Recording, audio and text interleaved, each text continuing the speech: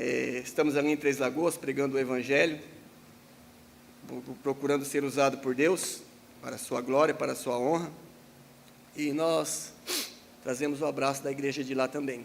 Amém? Amém. Como diz nosso irmão Márcio, para que a gente não se delongue mais, queria convidar os irmãos que abrissem suas Bíblias no Salmo 119.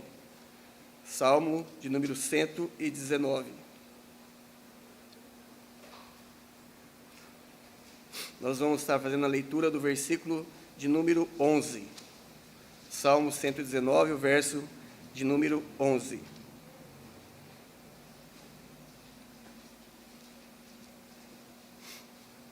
Amém? É um pequeno versículo, não é? Mas riquíssimo em ensinamento para as nossas vidas. O versículo 11 do Salmo 19 diz assim: escondi a tua palavra no meu coração, para eu não pecar contra ti. Amém? Vamos ler todos juntos? Escondi a tua palavra no meu coração, para eu não pecar contra ti. Amém. Vamos orar mais uma vez? Senhor nosso Deus, nosso Pai, nós te somos gratos por mais este dia de vida. Te agradecemos, ó Deus, também pela sua misericórdia, que é a cada manhã renovada em nossas vidas, ó Pai. Obrigado pela vida desta igreja, obrigado pelas famílias que compõem esta igreja, ó Pai. Obrigado pelas suas igrejas, Deus, esparramadas por este mundo, de onde o seu evangelho é pregado, Deus, e onde o seu nome também é glorificado, ó Pai. Pedimos que tu esteja nos abençoando agora neste momento, esteja falando aos nossos corações por meio da sua palavra, que possamos ser fortalecidos, exortados, confortados, por meio da sua palavra, ó Pai. Use, ó Deus, a minha boca, neste momento, ó Deus, para que o seu nome seja proclamado, bem como também a sua verdade, ó Pai, porque somos vasos de barro, casa de lodo, ó Deus, e aqui estamos, ó Deus, para sermos usados por ti, ó Pai. Pois é em nome de Jesus que oramos agradecidos. Amém. Amém. Creio que os irmãos já conhecem muito bem esse versículo, não é? Que nós acabamos de ler. Ele sintetiza bem alguns da fonte dos nossos maiores problemas. Ele fala, né, que o salmista tinha um propósito bem vivo na sua vida quanto ao seu serviço a Deus. Nós sabemos que, uma vez que nós cremos em Cristo, somos alcançados pela sua misericórdia, somos alcançados pela sua graça, nos arrependemos dos nossos pecados e passamos a confiar em Cristo, nós começamos uma nova jornada em nossas vidas, que é uma jornada de glorificar o nosso Deus, servir ao nosso Deus, não é? De estarmos mais perto dEle, termos comunhão com Ele. E ainda assim nós enfrentamos um problema que mesmo aquelas pessoas que não têm Cristo enfrentam, que é o problema do pecado. Sabemos que agora o pecado não mais nos condena, mas o pecado ainda nos traz dor, nos traz sofrimento, impede que tenhamos comunhão uns com os outros, impede que tenhamos comunhão com Deus. Então, o pecado é sempre uma ferida aberta em nossas vidas que tem que ser constantemente tratada, né? Então, nós entendemos que a Bíblia nos diz que todos os nossos problemas que ainda temos, eles são por conta ainda do pecado. Sendo assim, nós precisamos aprender a lidar com o pecado, saber como nós podemos tratar, então, o pecado. Nós sabemos que o oposto de pecar é o quê? É não pecar, sim, mas o oposto de pecar é fazer a vontade de Deus, porque quando você não faz a vontade de Deus, você peca. Então, pecar é errar o alvo, é não fazer a vontade de Deus. Então, se você quer ter uma vida mais sossegada, mais confortável, uma vida mais alegre, uma vida mais produtiva, uma vida mais construtiva, você tem que aprender a lidar com o seu pecado. Você tem que lutar contra ele. Você deve resisti-lo na sua vida. E esta luta é uma luta constante, porque é uma luta contra a carne. E não é fácil lutar contra a carne, e não é fácil morrermos para a carne, não é? Mas esse deve ser o nosso alvo e o nosso objetivo. O salmista nos diz aqui: escondi a tua palavra no meu coração, para eu não pecar contra ti. Olhando simplesmente assim, nós não conseguimos compreender a ideia que esse versículo nos dá, e nem a mensagem que ele nos passa, e nem qual era o propósito do salmista. Mas quando a gente olha um pouco mais de perto, nós conseguimos aprender um pouco mais, não é?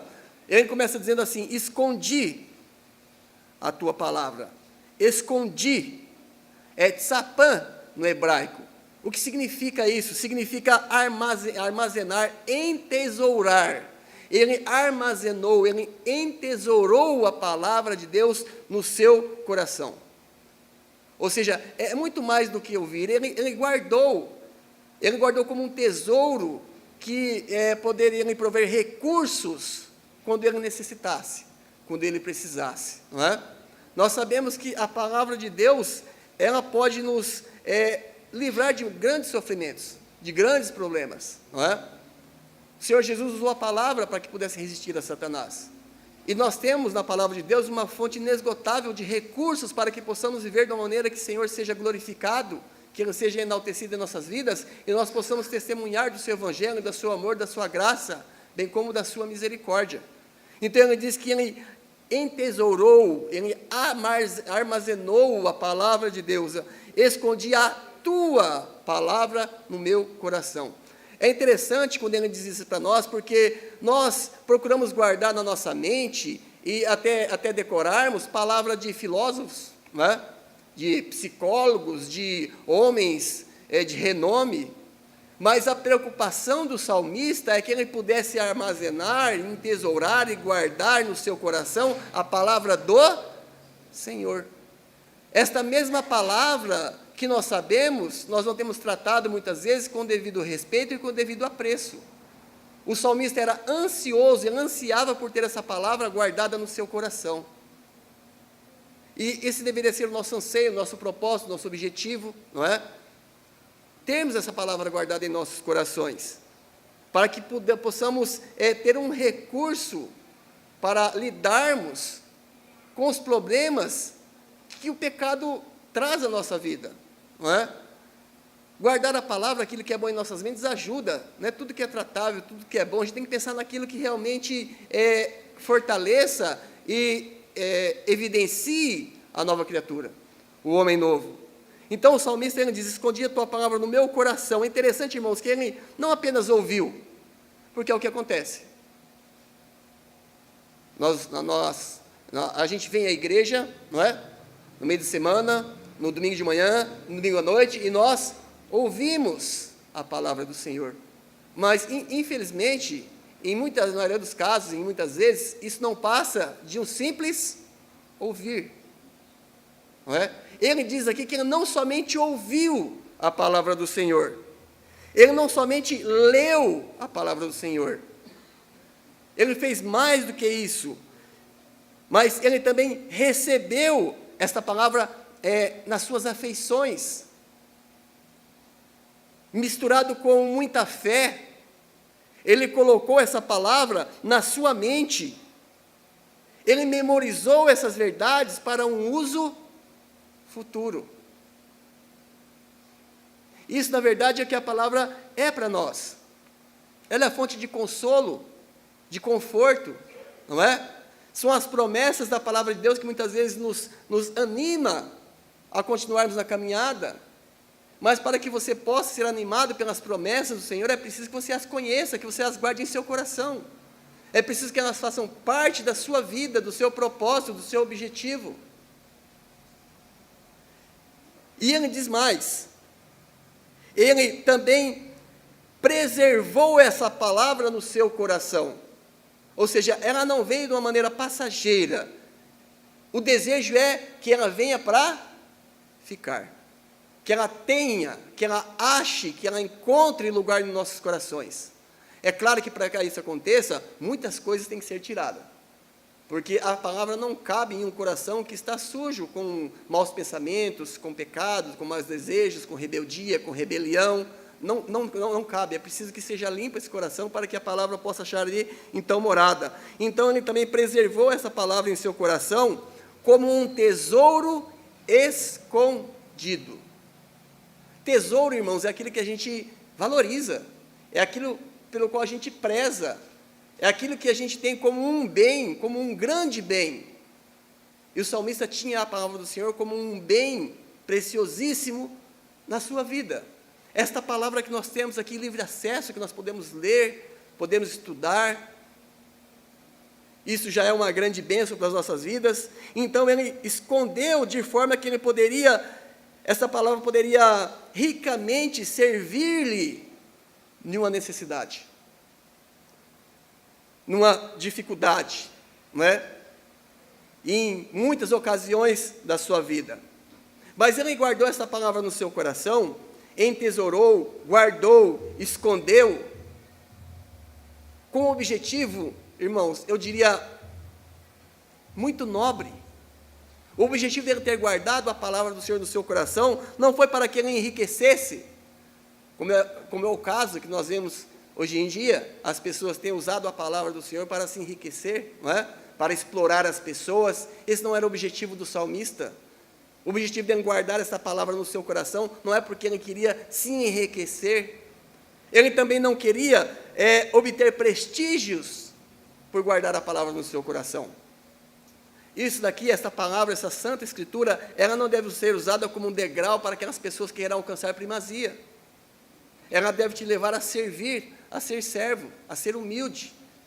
E ele também não tinha este objetivo na sua vida ao guardar essa palavra no seu coração, a entesourá-la. Não era alcançar e nem conseguir prestígio, não é? Não era esbanjar conhecimento, mostrar que ele sabia mais do que as demais pessoas. Este não era o seu objetivo, ou para qualquer outro tipo de ostentação, mas o objetivo dele guardar a palavra do Senhor no seu coração era para não pecar contra Deus. É bom pensarmos nisso, porque temos usado muitas vezes as palavras do Senhor e a sua santa Sagrada Escritura para motivos, muitas vezes torpes, né? Ruins, desonestos. Mas o objetivo do salmista era o quê? Não pecar contra o Senhor. Porque se você não pecar contra o Senhor, você terá resolvido, eu digo, todos os problemas da sua vida. Não é? Na verdade, quando nós conseguimos fazer isso, a nossa vida espiritual, ela floresce verdadeiramente falando. Ela se torna bela, ela dá frutos. A palavra de Deus, meus irmãos, ela é um preventivo e ela é um antídoto contra o pecado. Por isso nós devemos levar cativo todo o nosso pensamento à obediência de Cristo.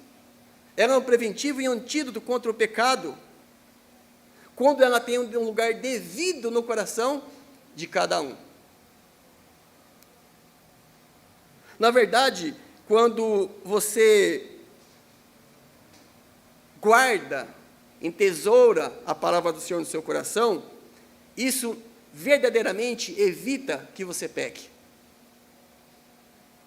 Isso ajuda você a se conduzir na presença do Senhor e no meio das pessoas. Se você guarda a palavra do Senhor no seu coração e é zeloso quanto a isso, e procura com que isso faça com que a sua vida seja dirigida por esta palavra, você jamais precisará que alguém venha chamar a sua atenção como membro da igreja. Não será preciso que ninguém te chame a atenção por um mau testemunho como cristão. A gente está no Salmo 119, deixa aberto aqui, vai até o Salmo 143, passe algumas páginas adiante, irmãos.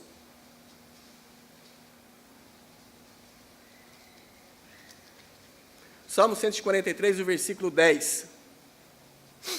Amém? Diz assim: ensina-me a fazer a tua vontade, pois és meu Deus, o teu Espírito é bom, guia-me por terra plana. Irmãos, perceba bem, qual que é o propósito, qual que é o desejo, qual é a aspiração do salmista? Ele diz: ensina-me. Perceba, ensina-me. Irmãos, quando nós pensamos em obediência, devemos entender que isso é algo a ser aprendido. Nós precisamos aprender a obedecer ao nosso Senhor. Ensina-me, é algo a ser desenvolvido. Não é algo que acontece automaticamente, como um passe de mágica. Aquilo requer esforço, labor, dedicação, renúncia. Isso tem que ser aprendido. Nós temos que aprender a obedecer a palavra do Senhor. Precisamos ser ensinados. Quando falamos de aprendizagem, irmãos, nós estamos falando de dedicação, não é? Há aprendizagem sem dedicação?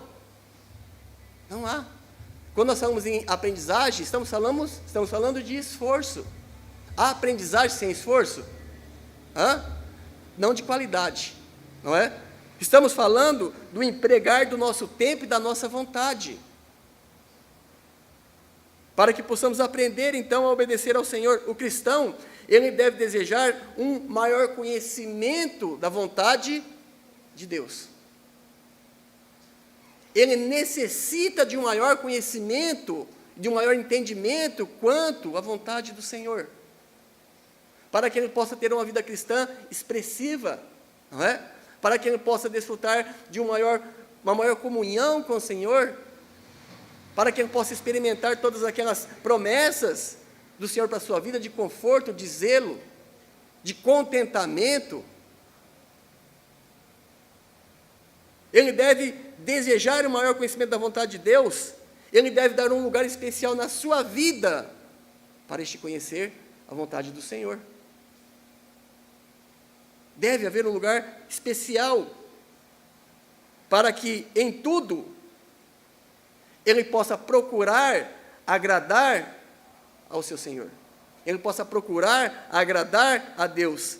Ele deve estar desejoso de ser ensinado por esta palavra, para que ele possa então praticá-la e ter uma vida em submissão à vontade de Deus.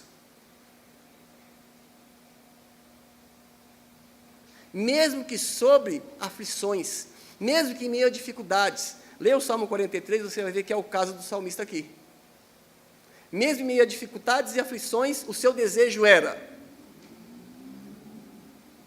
ensina-me a fazer a tua vontade, pois és o meu Deus. Irmãos, vá até Ezequiel, um pouquinho mais adiante. É como diz aqui em Ezequiel capítulo 18, no versículo 25, só um pouco mais adiante de onde estamos aqui.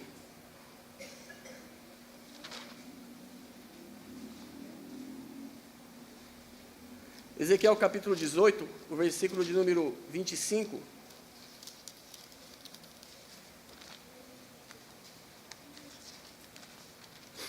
É bem como diz aqui em Ezequiel 18, 25, não é? Muitas pessoas não têm andado por terra plana, por não estarem fazendo a vontade do Senhor. Ezequiel 18, 25 diz assim: dizeis, porém, o caminho do Senhor não é direito. Ouve agora, ó casa de Israel, porventura não é o meu caminho direito? É uma pergunta retórica. Claro que o caminho do Senhor é direito. Porventura não é o meu caminho direito, e não são os vossos caminhos tortuosos? Irmãos, nós temos feito para nós veredas tortas, caminhos tortuosos, por conta de não termos um conhecimento adequado ou suficiente da palavra do Senhor nos nossos corações, para que a gente saibamos nos conduzir em nossas vidas. Nós não temos feito veredas retas para os nossos pés, por não conhecermos a palavra do Senhor, por ela não estar guardada em nosso coração, e por isso tanta angústia, descontentamento e sofrimento. Talvez você esteja errando em suas concepções. Você erra nas suas concepções quando você não tem esse tesouro guardado no seu coração, de maneira que você possa lançar mão dele quando você tenha necessidade. Talvez você esteja errando em suas concepções, talvez você esteja errando em suas posições, porque você não tem o subsídio necessário fornecido pela palavra do Senhor, porque você não a tem em quantidade suficiente guardada no seu coração. Talvez você esteja errando, então, enquanto às suas concepções. Talvez você esteja errando quanto às suas posições. Talvez você esteja errando em sua conduta, por não ter a palavra do Senhor escondida no seu coração. Irmãos, quanto sofrimento nós poderíamos evitar? Quantas dificuldades, quantos apertos, quantos constrangimentos, se tivéssemos essa palavra como um tesouro guardada no nosso coração, para que nós não pecássemos contra o nosso Deus. e o pecado não tivesse assim, então, uma livre ação em nossas vidas, e nos derrubasse a todo instante. O cristão não deve, meus irmãos, ele não deve e não pode ser autônomo. A sua vontade tem que estar condicionada à direção do Senhor. A sua vontade tem que estar condicionada às verdades do Senhor. Nós não devemos ser autônomos quanto às nossas decisões, quanto às nossas escolhas, quanto à nossa forma de vida. Não devemos ser autônomos na educação dos nossos filhos. Irmãos, quantos sofrimentos temos visto em muitas famílias, porque as famílias não têm adotado as verdades da palavra do Senhor quanto à educação dos seus filhos, porque não a têm guardada no seu coração.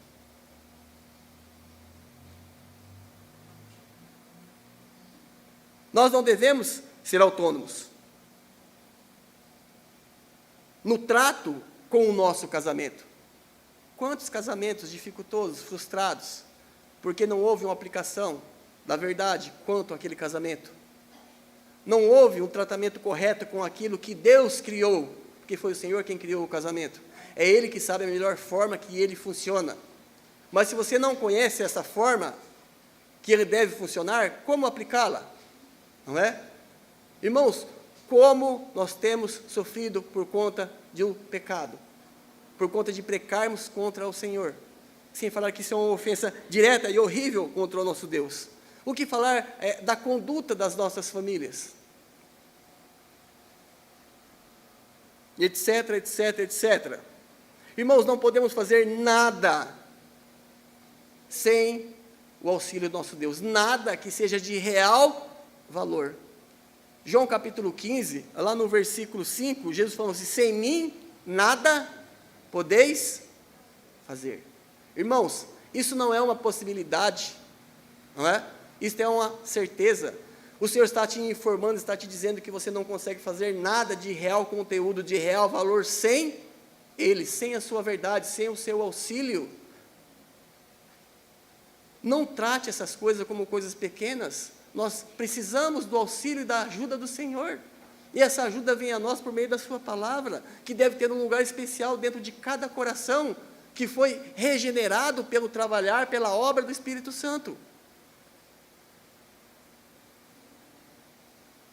Sem o Senhor não podemos fazer nada de valor, nada de benefício duradouro, nada de valor eterno, nada que enalteça o nome do Senhor. Eu queria ver pelo menos 3 pontos com os irmãos, acerca deste assunto, de um coração que tem a palavra do Senhor guardada nele. Irmãos, isto não é teoria, isto é prática, não é? Em primeiro lugar, um coração que tem a palavra do Senhor guardada nele, esse coração confia no Senhor, confia no Senhor, e quer crescer em sabedoria, para não pecar contra Ele. Veja só, é entre você e Deus, para não pecar contra Ele. Provérbios, volte até Provérbios capítulo 3, irmãos.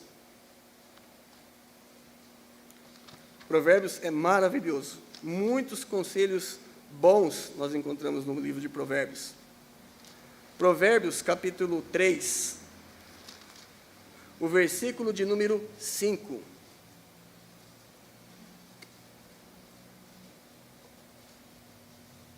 Amém? Diz assim a palavra do Senhor: confia, olha só, irmãos, confia, para que haja confiança, é preciso reconhecer condições, é preciso reconhecer recursos, para que possa se depender, esperar e confiar. Então, se você não conhece o seu Deus, se você não conhece as condições deste Deus que a Bíblia apresenta, se você não conhece os recursos que esse Deus tem, dificilmente você confiará nele. Ele diz: Confia no Senhor. Confia no Senhor. Não é confie em você. Não é confie no pastor. Não é confie no seu vizinho. Não é confie na sua esposa, no seu professor, no presidente. É confia no Senhor. Ele diz: confia no Senhor. Agora perceba, meus queridos, de todo, isto é, um absoluto. Ele não está falando com parte, ou em parte. Ele está falando, confia no Senhor de todo o seu coração. E nada menos que isso. Todo. Talvez você não tenha experimentado o cuidado e a alegria do Senhor, porque você não tem confiado nele de todo o seu coração. E não há uma confiança de todo o seu coração, porque você não tem guardado nem tesourado a sua palavra dentro deste coração. Então não há confiança. Confia no Senhor de todo o teu coração, e nada menos que isso, sem desconfianças, sem reservas, sem restrições, mas confia de todo o seu coração. É isso que a Bíblia nos ensina, e diz, e não te estribes, não se apoie, não dependa, ele está dizendo, não firme, não confie. Shayan, é isso que quer dizer, não dependa, não confie do seu próprio entendimento. Versículo 6, diz assim, e reconhece-o, ou seja, coloque-o diante de ti, não é? Tenha-o sempre em vista, considere-o como sempre presente contigo, observando cada passo que você toma, considere-o, quem? O Senhor, em todos os seus caminhos, em todas as áreas da sua vida. E aí então, Ele endireitará as tuas veredas. Irmãos, caminhos retos, caminhos planos, ao contrário de caminhos tortuosos, que aqueles são construídos pelo homem, quando trabalham, quando vivem de uma maneira alienada à vontade do Senhor. Direitas, veredas direitas. Os irmãos sabem o que é veredas? Sabe, né? Acho que quem tem a idade minha e do irmão Márcio, lembra quando ia caçar passarinho no meio do mato? No meio do mato só tinha o quê? Aquele trieiro. Aquilo é vereda. E no meio do mato, muitas vezes, você está aqui, quer sair aqui, você pega aquele triozinho que faz assim, ó. É 1 hora, sendo com 15 minutos você faria aquele caminho. Veredas retas para os vossos pés. Uma vida de menos aperto, menos complicação, menos labuta, menos trabalho, mais contentamento, mais alegria, mais dependência do nosso Deus.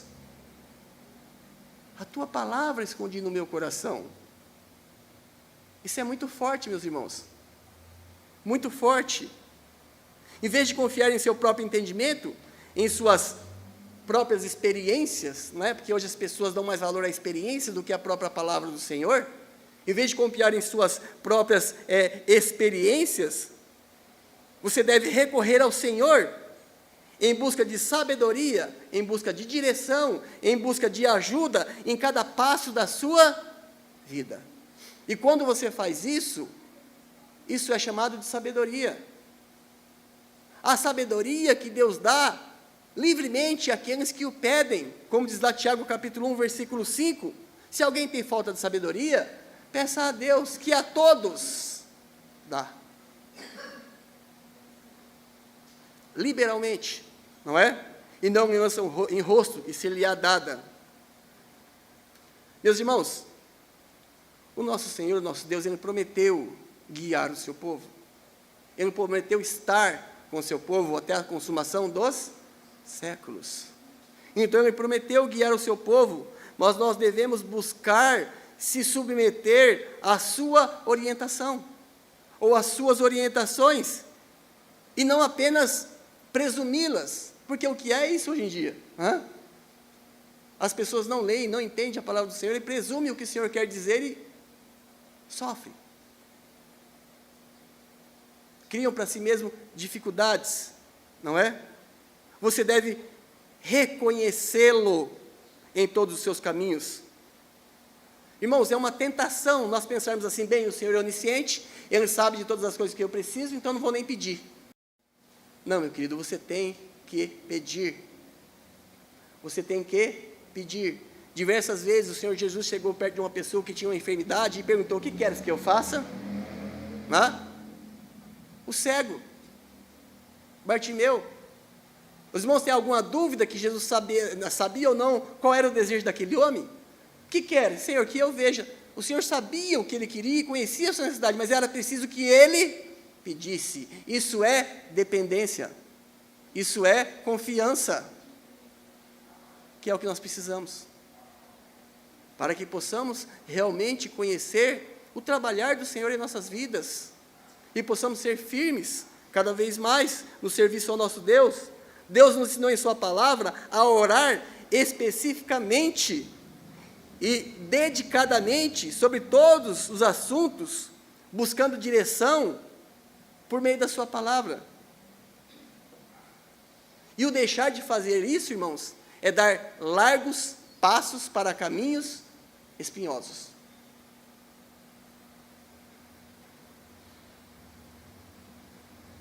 Eu pergunto, o seu coração é um coração que confia no Senhor? Que tem crescido em sabedoria, em conhecimento da palavra, procurando, objetivando não pecar contra o teu Deus? Em segundo lugar, um coração que tem a palavra do Senhor guardada nele, é um coração que anda na luz para não pecar contra o Senhor. Irmãos, como a gente deveria e precisaria entender isto. O crente deve andar na luz. Porque já não somos mais trevas. É o que a Bíblia diz. E nos transportou das trevas para a sua maravilhosa. Permaneça nessa maravilhosa luz. Viva nesta maravilhosa luz. Olha a qualidade dela, é maravilhosa. Luz. Volte até Salmos, capítulo 37. Salmos, capítulo 37.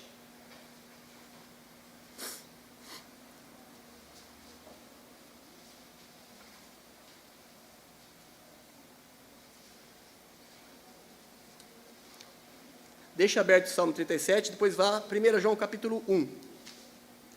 1 João capítulo 1, lá no finzinho da Bíblia.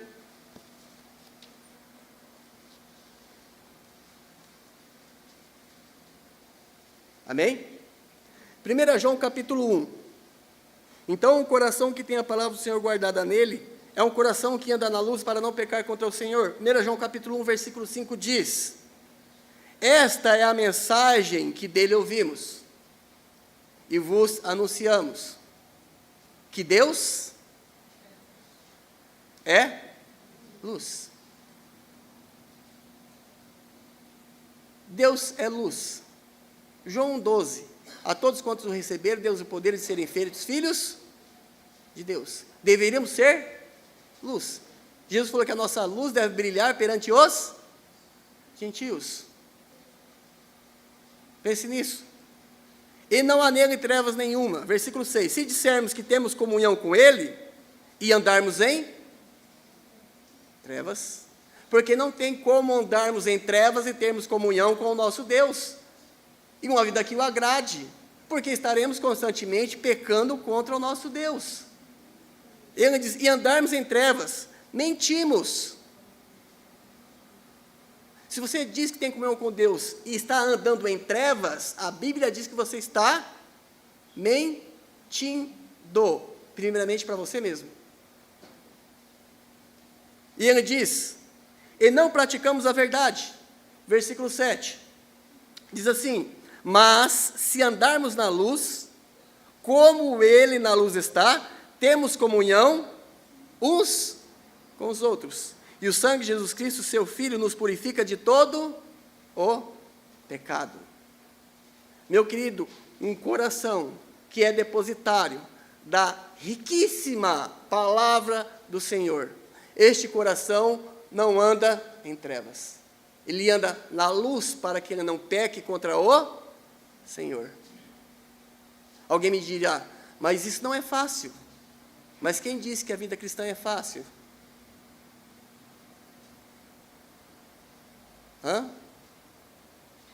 A vida cristã fácil não é oferecida pelo Senhor Jesus. É oferecida por outras pessoas, mas não por Ele. A vida cristã oferecida pelo Senhor Jesus é uma vida cristã que carrega uma cruz. Se alguém quiser vir após mim, negue-se a si mesmo. Olha só, anulou a carne e a vontade do homem. Você é um servo. Tome a sua cruz e fique sentado. E siga-me. Mas o prêmio é maravilhoso. A recompensa, irmãos, ela é excelsa. Viver, andar, frequentar lugares que não agradam e não glorificam ao nosso Deus, é estar andando em trevas. Se comportar, falar, viver, se vestir de uma forma que não glorifica ao nosso Deus, é andar em trevas. Fazer fofoca, causar dissensões e usar a sua língua que não para glorificar ao nosso Deus, é andar em trevas. E é pecar contra o Senhor. É simples, didático e fácil de entender. Então, ter atitudes, condutas que não agradam ao Senhor, querer levar uma vida cristã fora dos padrões bíblicos de Deus para aqueles que são chamados seus filhos, é pecar, é andar nas trevas. E isto, meu querido, será um impedimento para a sua vida espiritual, será um impedimento para o seu crescimento espiritual. Talvez você nunca experimentará o contentamento por conta dessas coisas. Lembre-se, o pecado, ele dilacera, ele envergonha, ele humilha, ele separa, não é? Ele mata, vamos para o inferno não, mas ele mata a sua vontade de servir ao Senhor, ele mata o seu testemunho. O pecado, ele mata a igreja. Não se esqueça disso. Se você está passando por dificuldade, problema, faça uma autoanálise da sua vida. Como está a sua vida com Deus? O seu objetivo tem sido buscar glorificar a Deus, agradar ao Senhor? Ou tem algo na sua vida que você não pode colocar às claras porque envergonha a sua igreja e mancha o nome do teu Deus? Não é? Nós não pecamos por não conhecer o que é correto. Pecamos por dar lado à carne e ao pecado, não é? 2 Pedro, está bem pertinho nós estamos aí, volta uma página só, irmão. 2 Pedro, capítulo 2, amém? Versículo 11. 1 Pedro, irmãos, perdão. 1 Pedro, capítulo 2, o verso de número 11, diz assim, amém? Amados, peço-vos, como a peregrinos e forasteiros, que vos abstenhais das concupiscências carnais que combatem contra a alma. Perceberam? A fonte dos problemas? Perceberam onde é o local que acontece o detrimento? Na alma. Então, em primeiro lugar, nós vimos que um coração que tem a palavra do Senhor guardada nele é um coração que confia no Senhor, que quer crescer em sabedoria para não pecar contra o Senhor. Em segundo lugar, um coração que tem a palavra do Senhor guardada nele é um coração que anda na luz para não pecar contra o Senhor. Em terceiro lugar, um coração que tem a palavra do Senhor guardada nele, é um coração que deleita-se no Senhor.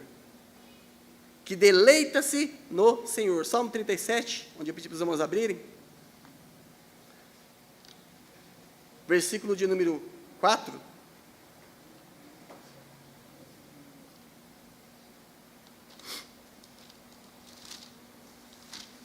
Amém? Diz assim: deleita-te. A palavra deleitar é algo que traz, que é agradar-se, significa deliciar-se. Ele diz: deleita-te também no Senhor, e Ele concederá os desejos do teu coração. Entenda-se que um coração que tem, né, a palavra do Senhor guardada nele, não fará nenhum tipo de pedido a Deus que seja contra a sua vontade. Né? Não quer dizer que Ele não vai dar para você tudo o que você pedir, mas um coração que é moldado, dirigido pelo Senhor, só fará pedidos que estarão dentro da vontade do Senhor. E se há um pedido feito dentro da vontade do Senhor, o Senhor ouvirá este pedido. Não é? Não adianta você orar assim: ah, Senhor, faz o Joãozinho terminar com a Maria, porque eu gosto da Maria e quero namorar com ela. Não é assim. Não é esse tipo de pedido. Não é? Ele fala assim: deleita-te no Senhor. Na pessoa de Deus Pai, na pessoa de Deus Filho, na pessoa de Deus Espírito. Deleita-te no Senhor, nas perfeições de Deus. Deleita-se no Senhor, no seu poder, na sua bondade, na sua fidelidade, na sua sabedoria. Deleita-te no Senhor, na sua misericórdia, na sua graça, no seu perdão. Irmãos, há tantos motivos para deleitarmos no Senhor, que somente a carne pode impedir de vermos essas maravilhas.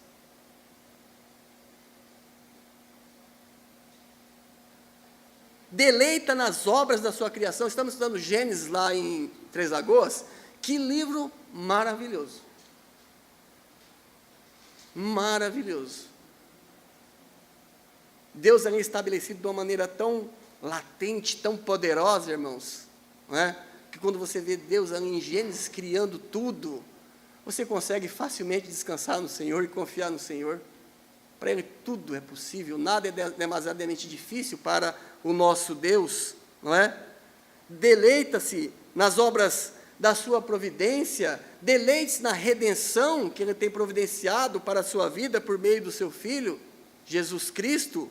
Deleite-se em sua palavra, no seu evangelho, nas suas verdades, nas suas ordenanças. Deleite-se na sua casa de oração, deleite-se nos seus irmãos. Um coração onde a palavra do Senhor está ali entesourada, consegue fazer isso. E ver isso como algo valioso, agradabilíssimo para a sua vida. A melhor maneira de se conhecer a vontade de Deus é colocá-la no centro das suas afeições.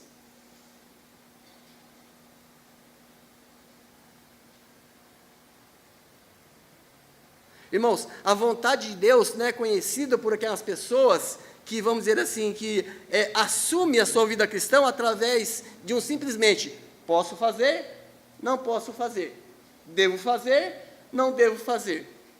Não é aquelas pessoas que realmente se alegram em conhecer a vontade do Senhor e obedecê-la. Não é simplesmente uma lista de regras, mas é uma carta de amor, na qual Ele tem prazer, na qual Ele pode realmente se deleitar.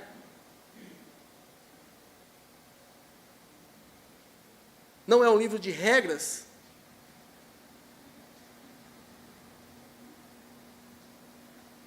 e essa palavra do Senhor, ela é encontrada pelos que conhecem ao Senhor, por aqueles que se deleitam no Senhor. Quando nós agimos desta forma, Ele coloca os desejos corretos dentro do nosso coração. E em seguida Ele nos dá condições de realizar esses desejos. Isso é maravilhoso, sabia disso? Ele coloca o desejo correto no seu coração e te capacita a realizar esse desejo, porque é segundo a sua vontade, segundo o seu propósito. Quanto mais se estuda e guarda a palavra de Deus em seu coração, menos desejo de praticar o mal será alimentado no seu coração.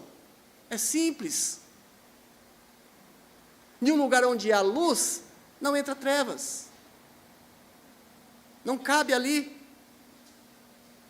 Por outro lado, aquele cristão que já foi vencido pela carne, aquele cristão mundano, ou aquele cristão nominal, vamos assim dizer, eles vivem dominados por desejos fúteis, desejos imorais, desejos libidinosos, egoístas, interesseiros, carnais, são levados pelo orgulho, tudo contrário à palavra do Senhor.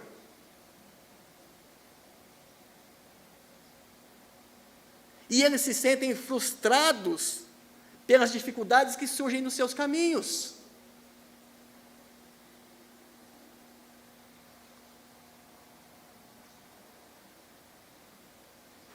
Você tem se deleitado no Senhor? Ou você vê o Senhor como um peso? Não é?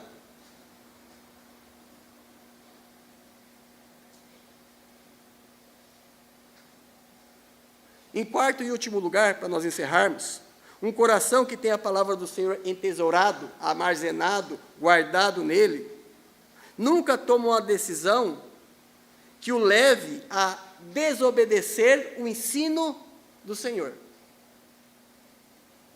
Nem dá, porque o seu coração está cheio da palavra do Senhor. Se está cheio da palavra do Senhor, você não será levado a cometer um ato que contrarie aquilo com o qual o seu coração está cheio. Percebe?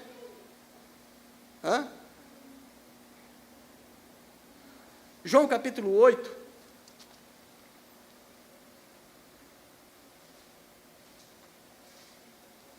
Versículo 31 e o versículo de número 32 é bem conhecido dos irmãos. Diz assim, amém? Um coração, então, que está cheio da palavra do Senhor, que tem a palavra entesourada nele, nunca toma uma decisão que o leve a desobedecer ao ensino dessa mesma palavra. João capítulo 8, o verso de número 31 diz: Jesus dizia, pois, aos judeus que criam nele: se vós permanecerdes na minha palavra, verdadeiramente sereis meus discípulos. As pessoas citam esse versículo 32 como se fosse uma palavra mágica, mas não é isso não, irmãos, isso daqui é prática. E conhecereis a verdade, e a verdade vos libertará. Essa libertação é um processo contínuo na vida de todo o cristão. Alguns citam essa passagem como se fosse algum tipo de amuleto da sorte, não é? Conhecereis a verdade, e a verdade se vos libertará. Parece até um poema. Mas essa verdade envolve, primeiramente, atitude. Mudança de vida.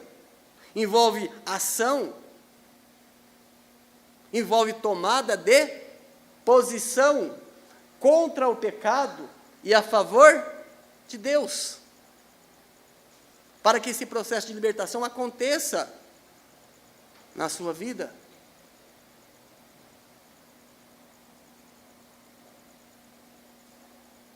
Conforme você conhece a verdade cada vez mais e mais.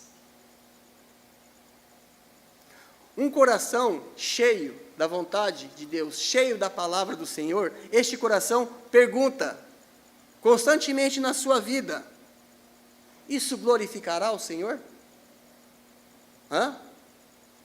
Daí você terá a resposta onde? No seu coração que está cheio da palavra do Senhor.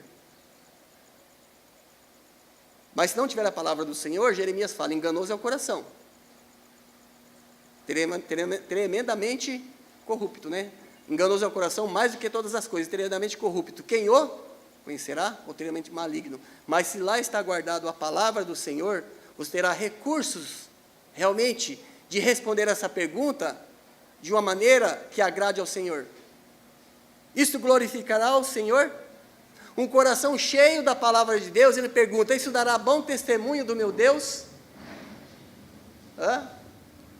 Um coração cheio da palavra do Senhor pergunta: isso me levará mais para próximo do Senhor? Isso me levará a ter mais da palavra do Senhor em meu coração?